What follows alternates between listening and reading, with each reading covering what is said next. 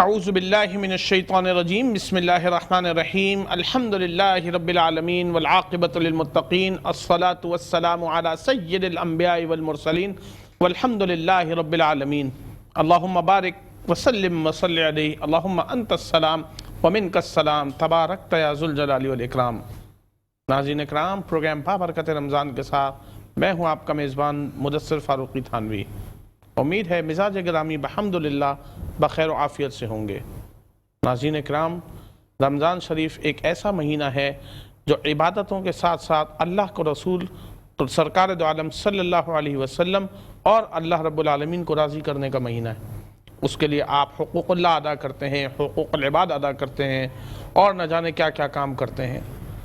آپ اس کے لیے چیریٹی دیتے ہیں، زکوٰۃ دیتے ہیں، خیرات دیتے ہیں، لوگوں کو افطار کراتے ہیں، سحریاں کراتے ہیں، کھانے کھلاتے ہیں، اور جو اللہ تعالیٰ نے ہمارے اور آپ کے لیے عبادتیں لکھی ہیں، روزہ رکھنے سے لے کے اور رات کو تراویح تک، قیام اللیل تک، تہجد تک، وہ ساری عبادتیں کرنے کی کوشش کرتے ہیں۔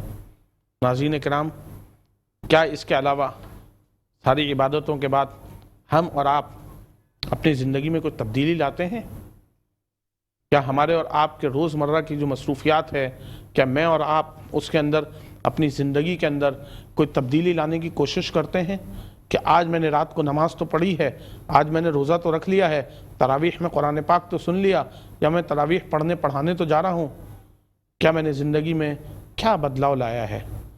یا وہی کہ میں آج بھی نماز پڑھوں گا، قرآن پڑھوں گا اور اپنے روزمرہ والے وہی جو میرے پورے معمول ہیں سال کے، وہی جاری و ساری رکھوں گا؟ ناظرین کرام، اللہ قرآن مجید میں فرماتے ہیں الا لعنت اللہ علی الکاذبین، اللہ تعالیٰ جھوٹے کے اوپر لعنت فرماتے ہیں۔ کیا میری اور آپ کی زندگی سے اس رمضان المبارک کے مقدس مہینے کے آنے سے جھوٹ نکل گیا، خیانت نکل گئی، غیبت نکل گئی؟ اگر نکل گئی تو یقین جانیے کہ میں اور آپ کامیاب ہو گئے۔ اگر ہماری اور آپ کی زندگی سے یہ چیزیں نہیں نکلیں تو یقین جانیے کہ ایسے کئی رمضان میری اور آپ کی زندگی سے آگے چلے جائیں گے، لیکن ہماری اور آپ کی زندگی میں اگر فرق نہیں پڑا تو ہم اور آپ آگے زندگی کو کس طریقے سے جینے کے سلیقے کے ساتھ رہیں گے؟ معاشرہ ہمیشہ سچائی کی بنیاد پر، ایمانداری کی بنیاد پر تخلیق ہوتے ہیں۔ وہ لوگ دیکھیے جن لوگوں نے کلمہ تو نہیں پڑھا، شاید وہ مسلمان بھی نہیں ہیں، لیکن ہم سے بہتر امین ہیں، خیانت نہیں کرتے، غیبت نہیں کرتے، جھوٹ نہیں بولتے۔ وہ جھوٹ بول رہا تھا، اتنا مسکرا کے، اتنے سلیقے سے جھوٹ بولا اس نے، میں اعتبار نہ کرتا تو کیا کرتا؟ ناظرین اکرام، آج کا جو میرا مضمون ہے پروگرام کا، اس کے اوپر میرے ساتھ بات کرنے کے لیے پینل پہ موجود ہیں جناب مفتی عبداللہ نجیب صاحب۔ ان کا بڑا مشکور و ممنون ہوں کہ آپ میرے پروگرام میں تشریف لائے، ایک مرتبہ پھر آپ نے مجھے عزت بخشی۔ السلام علیکم۔ وعلیکم السلام ورحمۃ اللہ۔ اس کے ساتھ موجود ہیں جناب حافظ حامد رضا صاحب۔ آپ کراچی کے مشہور و معروف نعت خواں ہیں، کراچی پاکستان، بلکہ پاکستان سے باہر دنیا بھر میں لوگ ان کو سننا چاہتے ہیں۔ ناظرین اکرام، آج کے پروگرام میں ایک مرتبہ پھر میرے خاندان کا چشم و چراغ، تھانوی خانزادے کا چشم و چراغ، میرا بھتیجا حافظ راحم تھانوی پروگرام میں میرے ساتھ موجود ہے، کیونکہ الحمدللہ اس نے اسی سال قرآن پاک حفظ کیا ہے جامع بیت السلام سے، تو اس کی بڑی خواہش تھی کہ میں ایک مرتبہ پھر آپ کے پروگرام میں تلاوت قرآن پاک کروں۔ میں نے کہا یہ تو نیکی کا کام ہے، کہ تم نہیں کرو گے تو کون کرے گا؟ اسی سے ہمارے بچے موٹیویٹ ہوتے ہیں، حافظ کے بعد قاری بنتے ہیں، اور ان کا سینہ تو اللہ ویسے ہی وسیع و عریض کر دیتے ہیں قرآن پاک کے حفظ کی بدولت، لیکن ان کا کانفیڈنس بلڈ اپ ہوتا ہے۔ اسی کے لیے میں نے کہا کہ آؤ اور تلاوت قرآن پاک کرو۔ حافظ راحم تھانوی۔ اعوذ باللہ من الشیطان الرجیم، بسم اللہ الرحمن الرحیم، انا انزلناہ فی لیلۃ القدر، لیلۃ القدر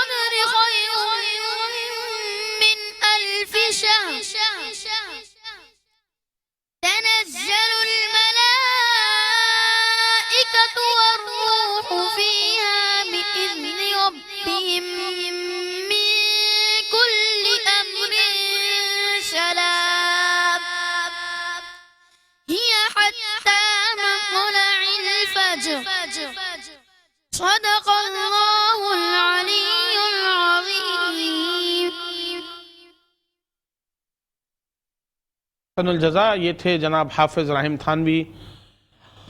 حضرت جیسے کہ میں بھی بتا رہا تھا کہ ہماری روزمرہ کی زندگی ہے، ہم الحمدللہ تمام عبادتیں بھی کرتے ہیں، نماز قرآن بھی کرتے ہیں، روزے بھی بھرپور رکھے جا رہے ہیں، جو عبادتیں ایک مسلمان کرنا چاہتا ہے وہ کرتا ہے.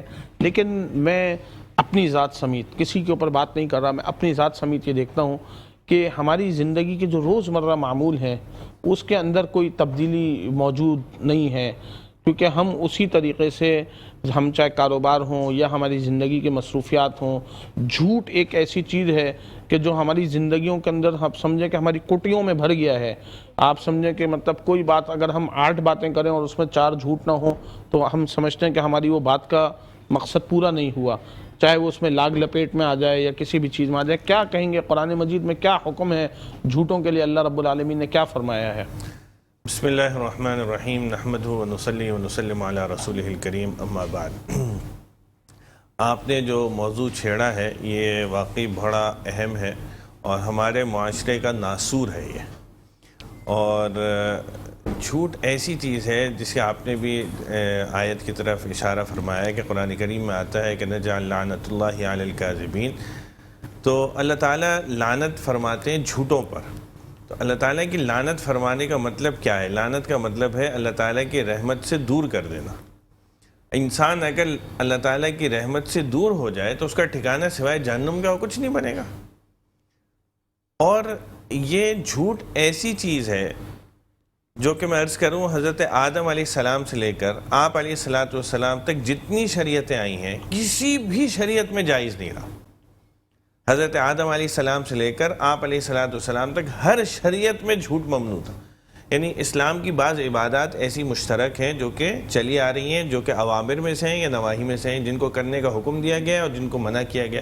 جن کو منع کیا گیا ان میں سے ایک جھوٹ بھی ہے کہ آدم علیہ السلام سے لے کر آپ علیہ السلام تک کسی بھی شریعت میں اس کو جھوٹ بولنے کی اجازت نہیں دی گئی.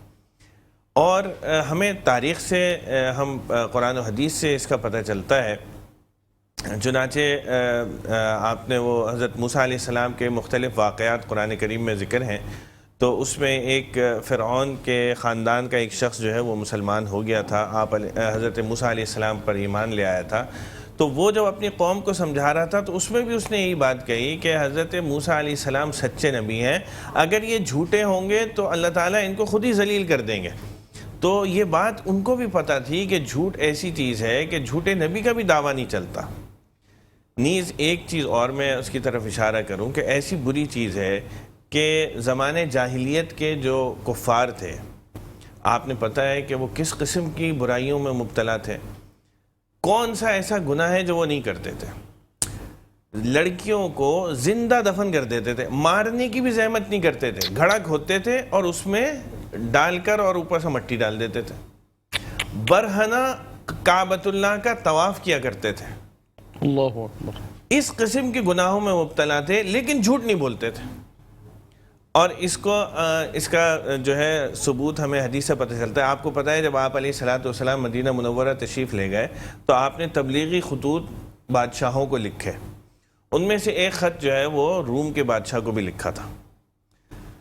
تو جب روم کے بادشاہ کے پاس وہ خط پہنچا تو اس نے کہا کہ ہمارے پاس عرب سے قافلے آتے ہیں تجارت کی غرض سے، اب کہ کوئی قافلہ آئے تو مجھے بتانا تاکہ میں ان سے ان نبی کے بارے میں معلومات حاصل کروں.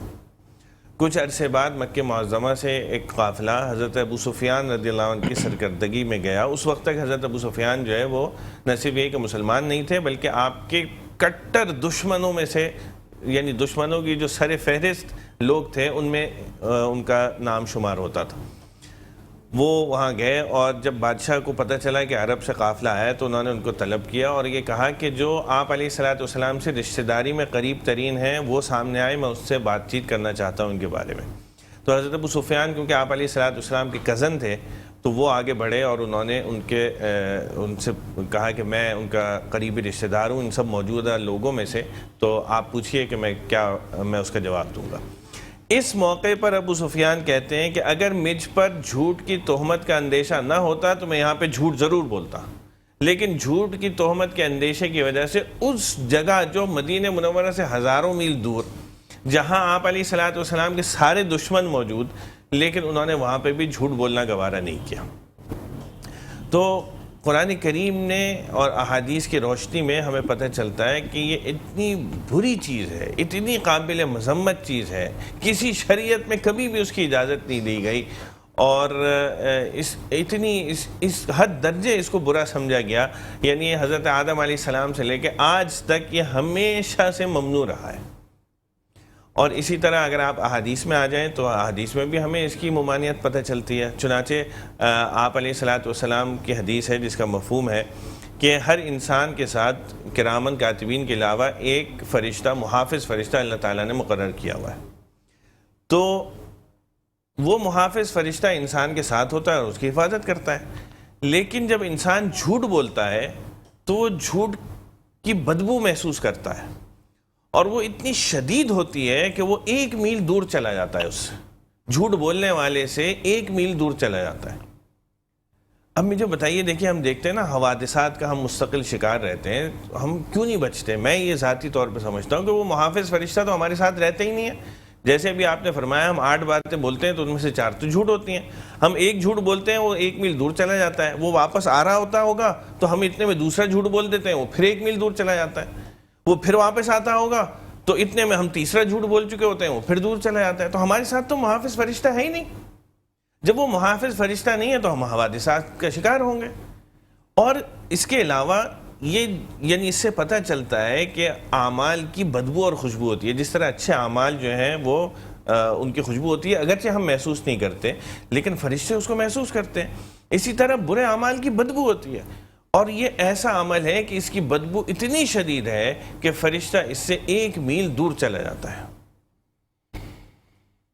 جی ناظرین، جھوٹ کی لعنت کے اوپر بات کر رہے ہیں جناب مفتی عبداللہ نجیب صاحب۔ آپ دارالعلوم کراچی کے مدرس بھی ہیں، دارالافتاء سے آپ کا تعلق ہے۔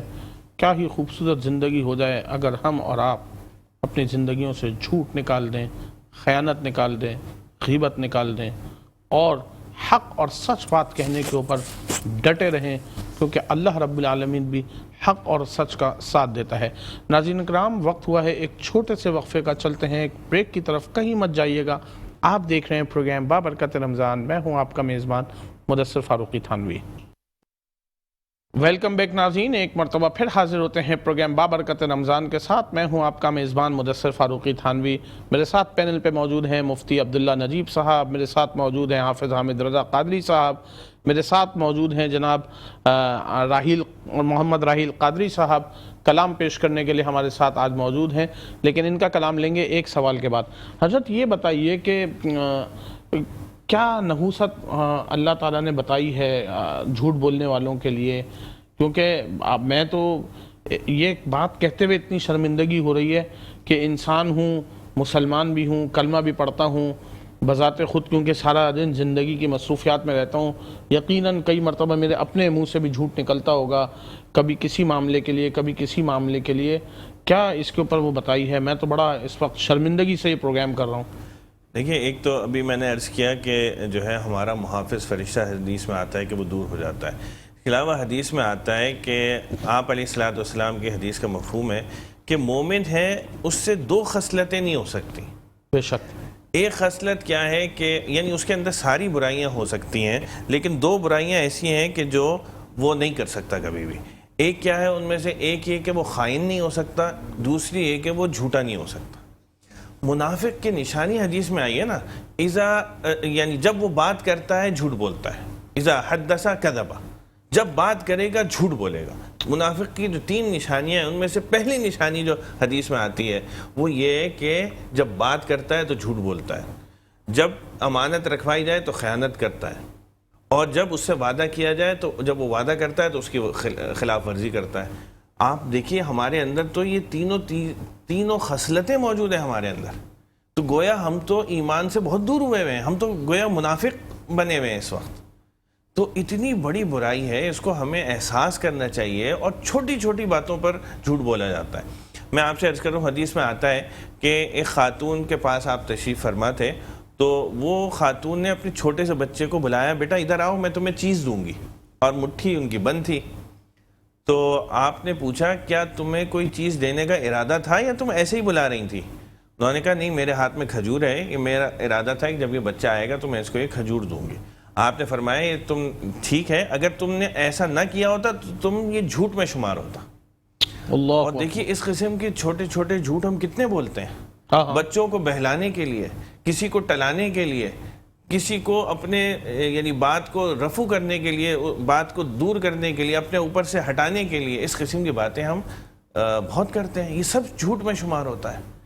تو ہمیں اور جیسے ہمارے ہاں روزمرہ زندگی میں یہ ہوتا ہے کہ آپ کوئی دفتر میں آ گیا، آپ نہیں ملاقات کر کے بھائی صاحب چلے گئے ہیں نہیں، گھر کے اندر کوئی آ گیا تو بتا دو بیٹے والد صاحب نہیں ہیں، تو نہ صرف خود جھوٹ بول رہے ہیں، اگلی نسل کو بھی اس کام کے پیچھے تیار کر رہے ہیں کہ بچہ دیکھ رہا ہے ابا صاحب تو اندر کمرے میں آرام پذیر ہیں، اور اس نے آگے باہر گیٹ پہ بول لیا جی ابو تو نہیں ہے میرے، ظاہر ہے باہر سے آنے والا تو اندر دیکھ نہیں سکتا، تو وہ بات کو اتنا پختہ ہو جاتا ہے کہ اس کو وہ گناہ لگتا ہی نہیں ہے، اور وہ گناہ اس کے لیے وہ روزمرہ زندگی کا ایک حصہ بن جاتا ہے۔ بالکل صحیح کہہ رہے ہیں، کیونکہ ہمارے بہت سارے معمولات، ہمارے بہت سارے کام زندگی کے ایسے ہو چکے ہیں کہ جن میں جھوٹ ہم بولتے ہیں اور ہمیں احساس ہی نہیں ہوتا کہ جھوٹ بول رہا ہے۔ اور میں آپ سے عرض کروں کہ وہ گناہ زیادہ خطرناک ہوتا ہے جو گناہ ہی نہ سمجھا جائے، کیونکہ دیکھیں نا آدمی جب کوئی غلطی کرتا ہے اور اس کو احساس ہوتا ہے کہ میں غلطی کر رہا ہوں تو وہ شرمندگی محسوس کرے گا، تو کبھی نہ کبھی توبہ کرے گا۔ بالکل۔ لیکن اگر کوئی شخص کسی عمل کو کر رہا ہے اور وہ اس کو گناہ نہیں سمجھ رہا ہے،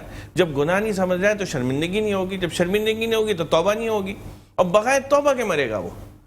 تو یہ انتہائی خطرناک بات ہے، ہم بلا وجہ کی چھوٹی چھوٹی باتوں پر جس کا کوئی حاصل نہیں، کوئی حصول نہیں، کوئی اس کا فائدہ نہیں، کوئی لانگ ٹرم اس کا کوئی آپ کو فائدہ حاصل نہیں ہوتا، لیکن ہم اپنی عادت کی وجہ سے اس کو غلط بیانی میں شمار کر لیتے ہیں۔ جیسے الحمدللہ ماہ رمضان چل رہا ہے، ہم حالت روزے میں بھی رہتے ہیں دن کے اندر، لیکن وہی آپ کی جو بات ہے کہ جی روزمرہ میں انسان کو پتہ ہی نہیں چلتا کہ وہ حالت روزے میں بھی جھوٹ بول دیتا ہے، اور وہ کسی بھی وقت کوئی بھی بات لے کے اس کو جھوٹ کی طرف آپ سمجھیں کہ گھما دیتا ہے۔ یا جیسا آپ نے کہا کہ اللہ کے رسول سرکار دو عالم صلی اللہ علیہ وسلم کی حدیث مبارکہ بھی ہے کہ میری امت میں سب گناہ ہو سکتے ہیں ماں سوائے دو گناہ کے، ایک وہ جھوٹ نہیں بول سکتے اور دوسرے خیانت نہیں کر سکتے۔ تو یہاں تو اللہ ماشاءاللہ ساری کی ساری ہماری جو ہے وہ امت جو ہے وہ ہم تو سارے سمیت ہم تو گناہوں میں شامل حال ہیں کہ جو ہے آپ نے جس کی طرف توجہ دی کہ ہم روزہ رکھیں اور گناہوں سے نہ بچیں، تو ایسے روزے کا فائدہ کیا ہوگا؟ مطلب کہ روزہ رکھیں اور ہم اس میں خیانت بھی کر رہے ہوں، ہم اس میں غیبت بھی کر رہے ہوں، ہم اس میں جھوٹ بھی بول رہے ہوں، تو یہ روزہ تو اللہ معاف کرے کہ ہمارے منہ پہ مار دیا جائے گا، یا اس کو قبولیت حاصل ہی نہیں ہوگی۔ کیونکہ روزہ جب وہ ہے کھانے پینے سے بچنا ہے، وہ صرف پیٹ کا روزہ تھوڑی ہے، وہ تو اعضاء و جوارح کا بھی روزہ ہے، یعنی جو حلال چیز تھی وہ تو ہم نے اپنے اوپر حرام کر لی، لیکن جو حرام پہلے سے تھی اس کو ہم حلال کیے میں اپنے اوپر۔ ہماری جھوٹ پہلے سے حرام تھا وہ ہم بولے جا رہے ہیں، خیانت پہلے سے حرام تھی وہ ہم کیے جا رہے ہیں، غیبت پہلے سے حرام تھی وہ بھی ہم کیے جا رہے ہیں، تو پھر یہ روزہ کیسا روزہ ہوگا؟ آپ خود اس کا اندازہ لگا سکتے ہیں۔ بہت ہی اچھی بات بتا رہے ہیں مفتی عبداللہ نجیب صاحب، آپ کا تعلق دارالعلوم کراچی سے ہے، آپ شریعہ ایڈوائزر بھی ہیں بینک البرکہ کے۔ میرے ساتھ موجود ہیں آج پینل کے اوپر محمد راحیل رضا قادری صاحب، میں ان سے گزارش کروں گا کہ کوئی کلام پیش کریں ہمارے ناظرین کے لیے۔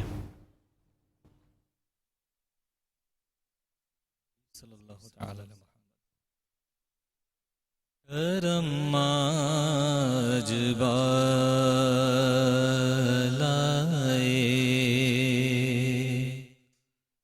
بام آ گیا ہے، کرم آج بالائے، کرم آج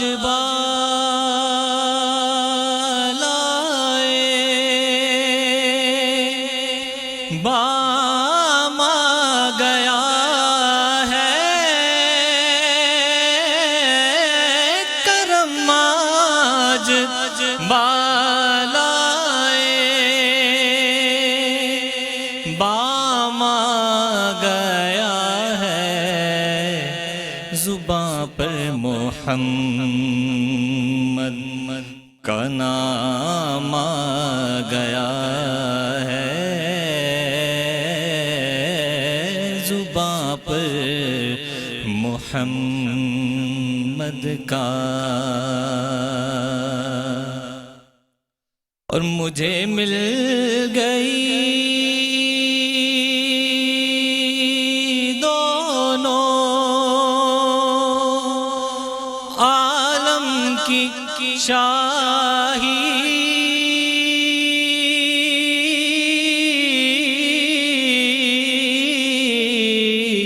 مجھے مل گئی دونوں عالم کی شاہی، کہ میرا ان کے منگتوں میں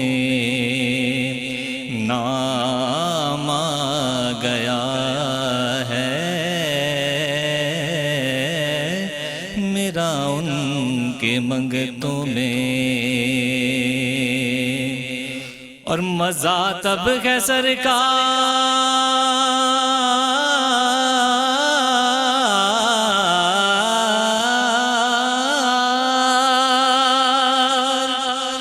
محشر میں کہہ دے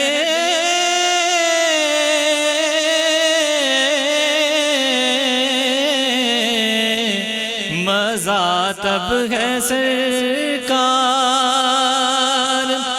محشر میں کہہ دیں وہ دیکھو ہمارا غلام آ گیا ہے، وہ دیکھو ہمارا غلام آ گیا ہے، کرم آج بالائے۔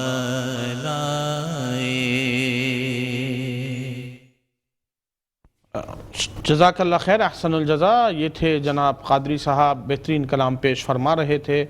حضرت یہ بتائیے کہ احادیث مبارکہ سے کیا ہمارے لیے وعیدیں ہیں جھوٹ بولنے والوں کے لیے؟ کیا اللہ کے رسول سرکار دو عالم صلی اللہ علیہ وسلم نے فرمایا ہوگا، جیسے اللہ کے رسول نے فرمایا کہ میری امت میں دو لوگ نہیں ہو سکتے، ایک خائن نہیں ہو سکتا اور دوسرا جھوٹ بولنے والا نہیں ہو سکتا۔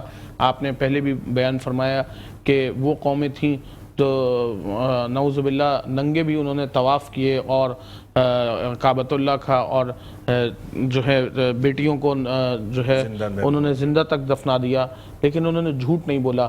ہم تو وہ قوم ہیں، وہ امت ہیں جو امت محمدی ہونے پہ فخر بھی کرتے ہیں، نماز بھی پڑھتے ہیں، قرآن بھی پڑھتے ہیں، صدقات بھی دیتے ہیں، زکوٰۃ بھی دیتے ہیں، اللہ سے بھی ڈرتے ہیں، بڑی بڑی تقریراتوں کو بھی بڑے اہتمام سے مناتے ہیں، جمعہ کے دن کا بھی اہتمام کرتے ہیں۔ مطلب آپ سمجھیں کہ کوئی ایسا وہ نہیں ہے کہ اس میں ہم اہتمام نہ کرتے ہوں۔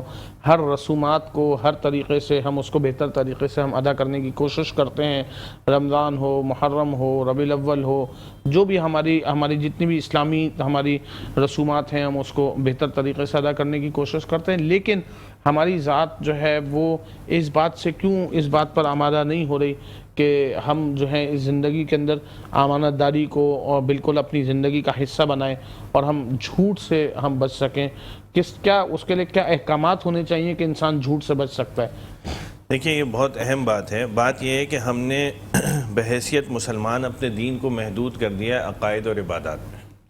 دین اسلام 5 چیزوں کا مجموعہ ہے: عقائد، عبادات، معاملات، معاشرت اور اخلاق۔ بے شک آج کا جو دیندار مسلمان ہے جس کو آپ کہتے ہیں وہ ہے کہ جس کے عقائد درست ہوں اور جو عبادات کرتا ہو، جس کی طرف آپ نے اشارہ کیا کہ وہ نماز پڑھتا ہے، وہ جو ہے روزہ رکھتا ہے، وہ راتوں کو عبادت بھی کر لیتا ہے، وہ حج عمرے بھی کر لیتا ہے۔ لیکن یہ 3 شعبے اور بھی ہیں: معاملات، معاشرت اور اخلاق۔ اب معاملات، جھوٹ جو ہے وہ معاملات میں بھی آتا ہے۔ ہم کسی کے ساتھ معاملہ کر رہے ہیں، جھوٹ بول رہے ہیں۔ آپ علیہ السلام کی حدیث ہے کہ اگر کسی شخص نے کسی کو جھوٹ بول کر کسی کا مال غصب کر لیا تو قیامت کے دن وہ اس حال میں ملے گا اللہ تعالیٰ سے کہ اللہ تعالیٰ اس پر سخت غضبناک ہوں گے۔ یہ ہمارے یہاں کتنا ہوتا ہے؟ ہم جو ہے ایک اور حدیث میں آپ علیہ السلام نے فرمایا، میں ہمارے یہاں جو عمومی ایک برائی ہے اس کی طرف اشارہ کروں، کہ انسان کے جھوٹا ہونے کے لیے کافی ہے کہ وہ سنی سنائی بات آگے روانہ کرتے ہیں۔ یہ ہمارے یہاں کتنا ہوتا ہے؟ بالکل یہ تو اب یہ جو موبائل آ گیا ہے اس میں کثرت سے اس کے ذریعے سے یہ گناہ ہوتا ہے کہ ہم نے کوئی بھی بات جو ہے بغیر سنے بغیر تحقیق کیے ہمارے پاس کوئی آئی اور ہم آگے فارورڈ کر دیتے ہیں بغیر یہ دیکھے کہ اس کے اثرات کیا ہوں گے، وہ واقعتاً خبر درست بھی ہے کہ نہیں ہے۔ بعض اوقات تو جھوٹی احادیث وہ ہم فارورڈ کرنے کے گناہ میں مبتلا ہو جاتے ہیں، حالانکہ آپ علیہ السلام کی حدیث مبارکہ ہے، اس میں آپ نے فرمایا ہے کہ جو شخص میرے سے ایسی بات منسوب کرے جو میں نے نہیں کہی، یعنی میری طرف جھوٹ منسوب کرے، تو اپنا ٹھکانہ جہنم بنا لے۔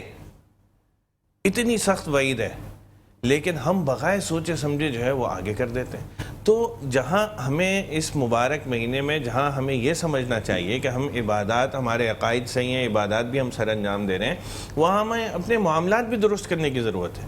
معاملات میں دوسروں کے ساتھ برتاؤ، دوسروں کے ساتھ جو ہم معاملہ کر رہے ہیں سچ جھوٹ کا، وہ سب کرنا ضروری ہے۔ معاشرت اور اخلاق یہ ہمیں سب بہتر کرنے ضروری ہیں۔ اگر آپ 100% اسلام کو ان 5 چیزوں پہ سمجھتے ہیں تو ہم کتنے فیصد پہ عمل کر رہے ہیں؟ اس کا مطلب صرف 2 شعبے ہم نے لیے ہوئے 40%، بالکل ایسا، باقی 60% کو تو ہم نے چھوڑا ہوا ہے۔ تو گویا ہم نے اسلام کی اکثری باتوں کو چھوڑا ہوا ہے، اور پھر ہم یہ چاہیں کہ مسلمان جو ہے وہ دنیا میں ترقی پا جائیں، کیسے ہو سکتا ہے؟ پہلے زمانے میں مسلمان ہونے کی نشانی ہوتی تھی، آپ تاریخ اٹھا کے دیکھیں کہ وہ جھوٹ نہیں بولتا۔ آج جو ہے مسلمان ہونے کی ایک نشانیوں میں سے یہ افسوس کے ساتھ کہنا پڑتا ہے کہ یہ ہے کہ وہ جھوٹ بولتا ہے۔ سچ کو تمیز ہی نہیں بات کرنے کی، جھوٹ کو دیکھو کتنا میٹھا بولتا ہے۔ ناظرین کرام، آپ دیکھ رہے ہیں پروگرام بابرکت رمضان، جھوٹ اور خیانت کے موضوع پہ بات کر رہے ہیں مفتی عبداللہ نجیب صاحب۔ چلتے ہیں ایک چھوٹے سے وقفے کی طرف، کہیں مت جائیے گا، ایک دفعہ پھر حاضر ہوں گے۔ ویلکم بیک ناظرین، ایک مرتبہ پھر حاضر ہوتے ہیں پروگرام بابرکت رمضان کے ساتھ۔ میں ہوں آپ کا میزبان مدثر فاروقی تھانوی۔ ناظرین کرام، اگر ہم اور آپ عبادت ٹھیک کرتے ہیں اور عقائد ٹھیک رکھتے ہیں، اگر ہم اور آپ معاشرت کے اوپر، معاشرے کے اوپر، معیشت کے اوپر ٹھیک کام نہیں کرتے، اور ہم لوگوں کا وہ معاملہ جو ہمارا اپنے بہن بھائیوں کے ساتھ، رشتہ داروں کے ساتھ، تعلق والوں کے ساتھ، محلے والوں کے ساتھ، ماتحتوں کے ساتھ اگر جھوٹ اور خیانت پر مبنی ہے، تو آپ یقین کیجئے کہ ہم اور آپ خسارے میں ہیں، کیونکہ انسان کو اپنے معاملات معاشرتی طور پہ بھی مضبوط رکھنے چاہیے۔ وہ کیسے ہوں گے؟ جب لوگوں تک ان کا حق ٹھیک ٹھیک پہنچ جائے گا اور حق بات صحیح صحیح کہہ دی جائے گی۔ اگر آپ اپنی بات میں جھوٹ و فریب رکھ کر بات کریں گے، ان باتوں کو بناوٹی بنا کر رکھیں گے، تو شاید آپ کا وقت تو نکل جائے لیکن گناہ ساری زندگی آپ کے ساتھ جڑا رہے گا۔ حضرت یہ بتائیے کہ گناہ کی جھوٹ کی کیا کیا اقسام ہیں، کہ کس قسم سے کچھ لوگ ہوتے ہیں مصلحتاً جھوٹ بول دیتے ہیں، کوئی اس کی جان بچانے کے لیے جھوٹ بول دیتا ہے، کوئی اپنی زندگی میں یہ سمجھتا ہے کہ اگر میں یہ اس وقت جھوٹ بول رہا ہوں تو اس سے میری بات کا پردہ رہ سکتا ہے۔ بڑے جھوٹ کی اقسام ہوتی ہیں، کیا بیان فرمائیں گے اس کے اوپر؟ بہت سارے لوگ عزت بچانے کے لیے بڑا جھوٹ کا سہارا لے لیتے ہیں، اور نہ صرف جھوٹ کا سہارا لیتے ہیں، کچھ لوگ تو جھوٹ کی قسمیں بھی اٹھا لیتے ہیں۔ کیا فرمائیں گے اس کے متعلق؟ یہ بہت ایک ہمارے یہاں عام بیماری پائی جاتی ہے، جھوٹی قسم کھانا، جی، جھوٹی گواہی دینا، عدالت میں جا کے جھوٹی گواہی دینا، تاجر اپنا مال بیچنے کے لیے جھوٹی قسم کھا لیتا ہے۔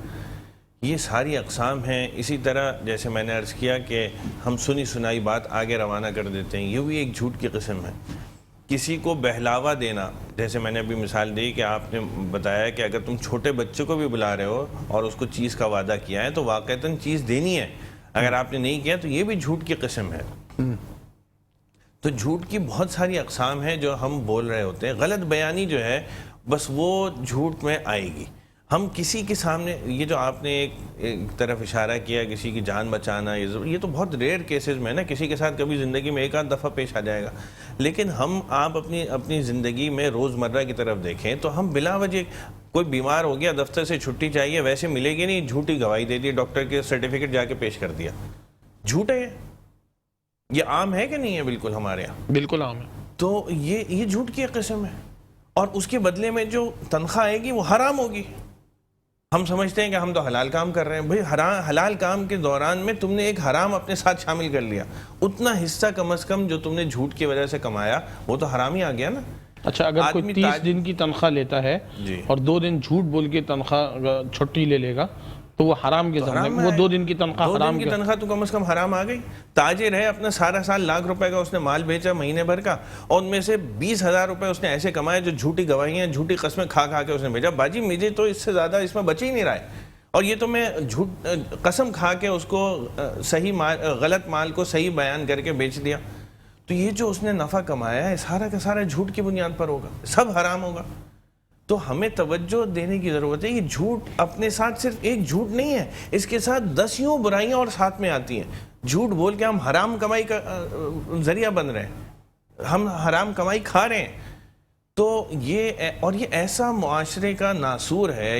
یقین کریں اگر صرف ہمارے معاشرے میں یہ جھوٹ ختم ہو جائے، 50% سے اوپر بیماریاں ہمارے اندر، ہمارے گناہ اور ہمارے مسائل ختم ہو جائیں.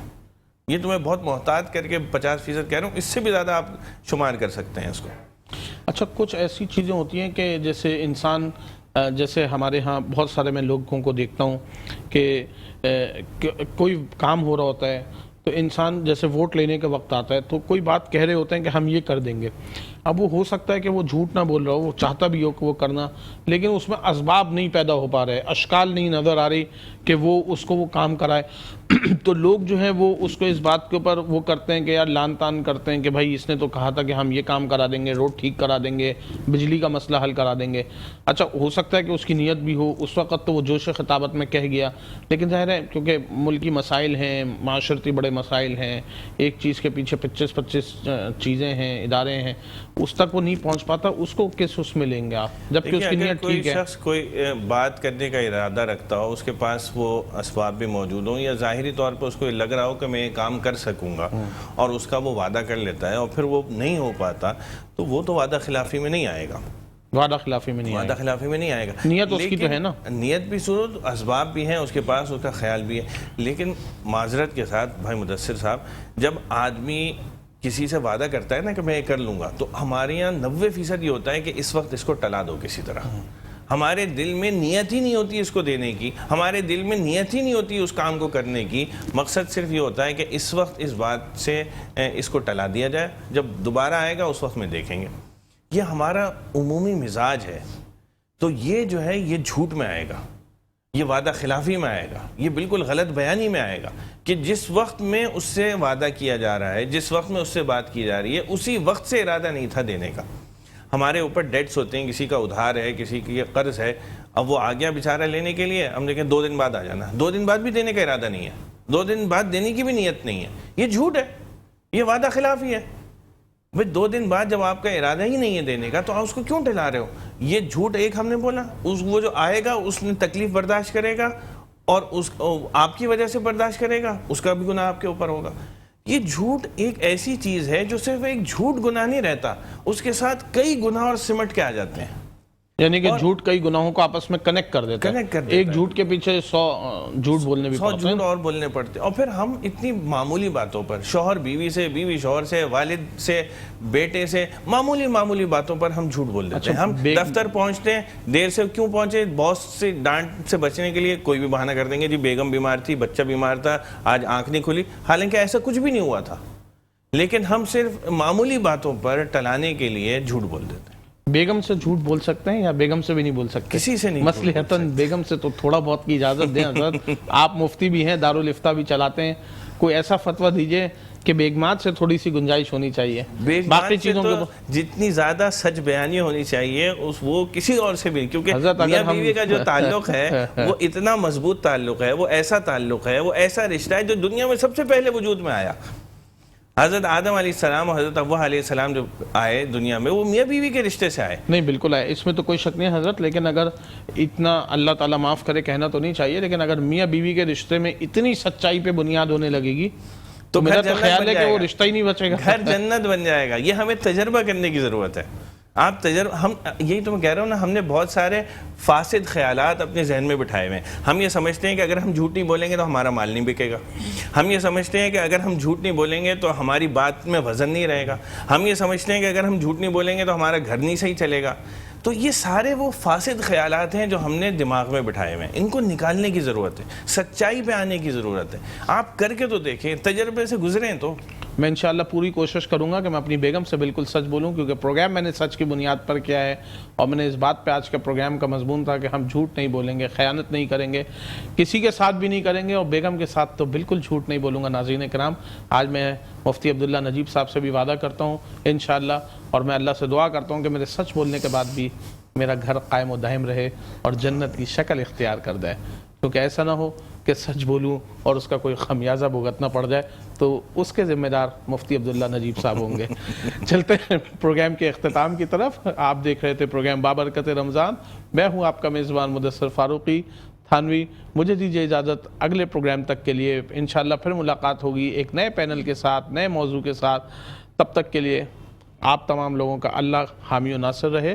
میں جاتے جاتے گزارش کروں گا حافظ حامد رضا قادری صاحب سے کہ وہ ایک اچھا سا کلام سنائیں.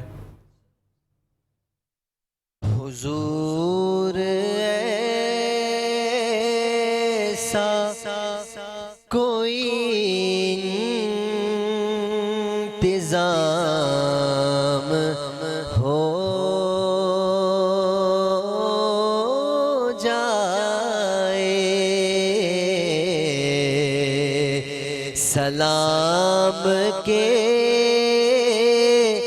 لیے حاضر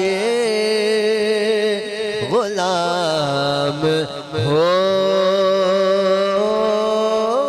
جائے، سلام کے لیے حاضر غلام ہو جائے. میں صرف دیکھ لوں ایک بار سبز گنبد کو،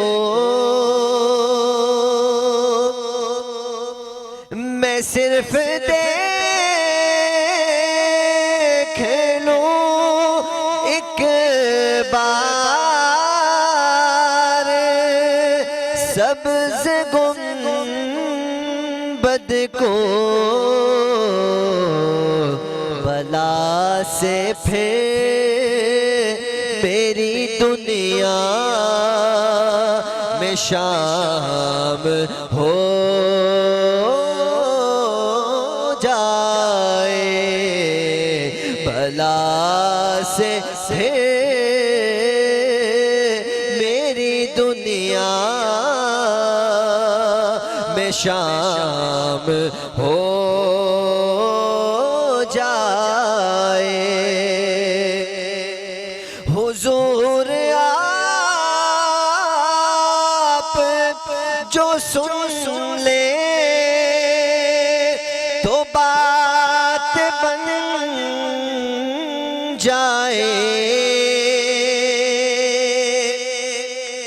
حضور آپ،